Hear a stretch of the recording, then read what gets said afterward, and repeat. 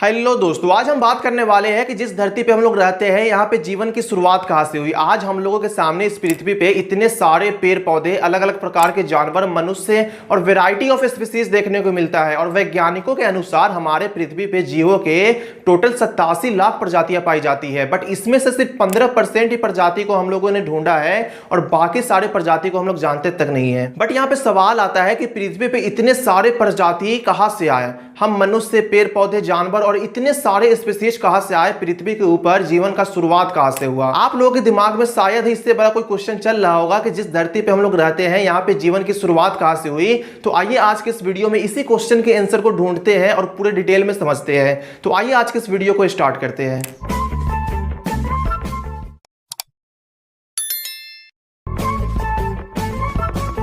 हमने पिछले वीडियो में बात किया है कि जिस धरती पे हम लोग रहते हैं इस धरती का निर्माण कैसे हुआ, ये पृथ्वी बनी कैसे, और पूरे डिटेल में समझाया है। अगर आपने वो वीडियो नहीं देखा तो वो वीडियो जाकर जरूर देखें, मैं नीचे लिंक डिस्क्रिप्शन में दे दूंगा।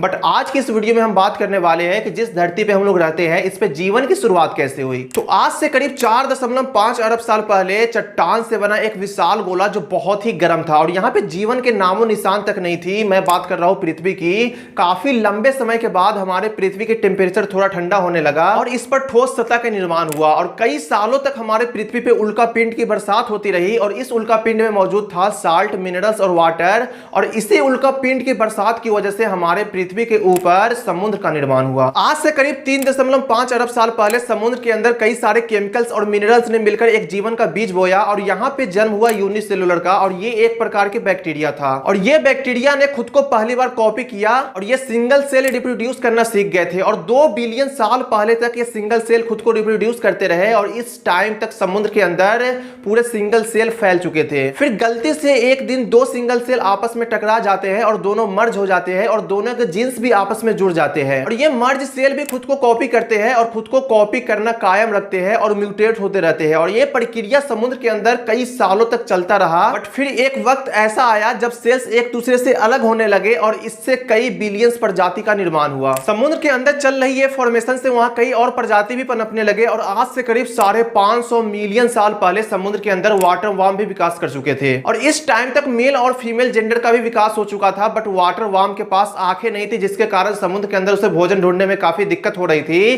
बट वाटर वार्म के सिंगल सेल ने आपस में मर्ज होकर आग का आविष्कार किया और उसके बाद वाटर वार्म को समुद्र के अंदर भोजन ढूंढने में कोई परेशानी नहीं हो रही थी और इस टाइम तक जीवों ने अंधेरे और उजाले में फर्क समझने लगे थे और समय के साथ साथ और भी जीवों में आंखों का निर्माण होने लगा था। और आज से करीब 521 मिलियन साल पहले जीवों में आंखों के निर्माण के बाद दिमाग के निर्माण होना शुरू हो गया, दिमाग विकसित होना शुरू हो गया और दिमाग के निर्माण होने के बाद बहुत कुछ बदलने वाला था। और इसी समय 470 मिलियन साल पहले पृथ्वी की ऊपरी सतह पे प्लांट उगना शुरू हो गया था और बहुत सारे प्लांट उगना शुरू हो गए थे और पृथ्वी के ऊपरी सतह पे अलग अलग प्रकार के प्लांट उगना शुरू कर दिए थे और ये सारे प्लांट समुद्र के आसपास ही उग रहे थे क्योंकि समुद्र के आसपास की एरिया ही प्लांट उगने के लायक थे और बाकी सारे एरिया पूरा रेगिस्तान ही रेगिस्तान था। और 442 मिलियन साल पहले समुद्र के अंदर जीवों में त्वचा विकसित हुए और इसी टाइम पे दांत और जबड़ों का भी विकास हुआ और समुद्र के अंदर अलग अलग प्रकार के जीव भी उत्पन्न होना शुरू हो गए और समुद्र के अंदर पेड़ पौधे भी उगना शुरू हो गए। समुद्र के अंदर जीवों के लिए भोजन बहुत था, खाना बहुत था, बट समुद्र के अंदर ऑक्सीजन की कमी थी, इसलिए जीव अपना ऑक्सीजन को ढूंढते ढूंढते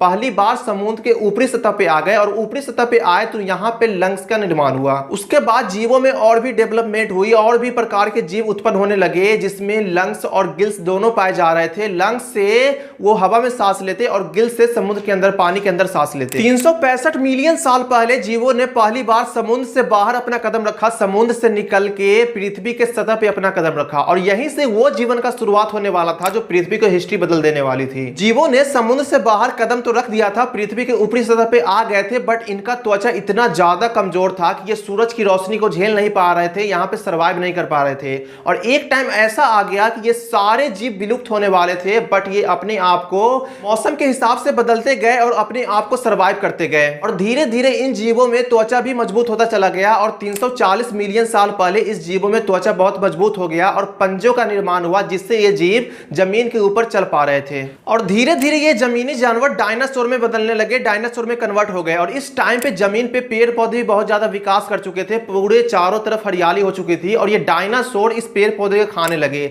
जिसके कारण डायनासोर की बॉडी बहुत ही विशाल होता चला गया और कुछ डायनासोर शिकार किया करते थे, जिसके कारण वो छोटे और एक्टिव हुआ करते थे। आज से करीब 20 करोड़ साल पहले इस धरती पर डायनासोर का राज हुआ करता था और आने वाले कुछ सालों तक डायनासोर ने अपना राज किया इस पृथ्वी पे। जमीन से लेकर समुद्र और आसमान सभी जगह डायनासोर अपना राज किया करते थे। बट समुद्र की हिस्ट्री में एक घटना ऐसी हुई जो पूरा डायनासोर को ही विलुप्त कर दिया। इसी टाइम पे इतना भयानक घटना हुई जो पूरा डायनासोर को बर्बाद करके रख दिया, विलुप्त कर दिया।